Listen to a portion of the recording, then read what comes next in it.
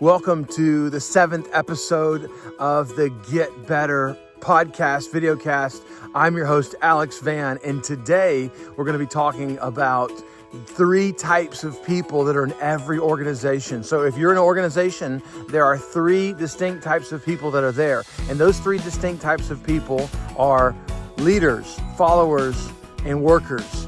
And this illustration comes from the man who helped Truett Cathy build Chick-fil-A from the very, very early years. One of his first hires, his name is Jimmy Collins. And Jimmy Collins was able to sit down with him and some of my young leaders for breakfast. And the story that he shared about building an organization and building culture, he said there are 3 kinds of people, paraphrasing, in every organization. There are workers, followers, and leaders.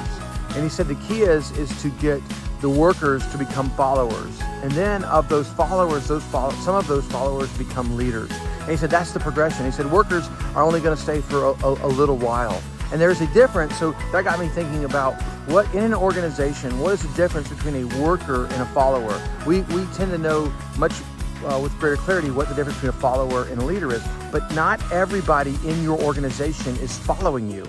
There are some people that are just simply working. They're there to collect a paycheck. They do not buy in to the mission. The key difference between a worker and a follower is the ability to buy into the mission. A worker doesn't buy into the mission. A follower buys into the mission. So that means that the follower then is taking a different level of responsibility. So a worker is really only largely going to be a compliance-based position. They're going to take personal responsibility for what's going to enhance or help them move forward in their desired future.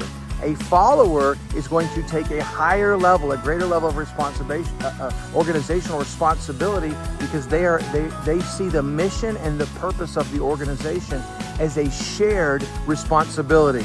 So a worker has an individual responsibility. A follower has a shared responsibility. A worker also only consumes culture. A worker does not put anything, does not enhance, does not build, does not participate in the growth and health of the culture. A follower actively participates, actively believes in the values of the organization in such a way that they are seeking to carry and to advance. That's why if you ever make a worker a leader in your organization, you are killing your culture, right? You need to draw from your follower pool, or if people are brought in from the outside, they need to quickly become followers of the organization. Otherwise, it's diverting to your culture. So there is a great difference between workers and followers in your organization. The way to strengthen your organization is not transform every worker into a follower. That's simply not possible. But to create more followers from the workers that you have. There are differences between workers and followers. As a leader, it's your job to help understand that. If you're in an organization and you desire growth in that organization, work on becoming a better follower. This is Alex Vann with Get Better. Let's go to work.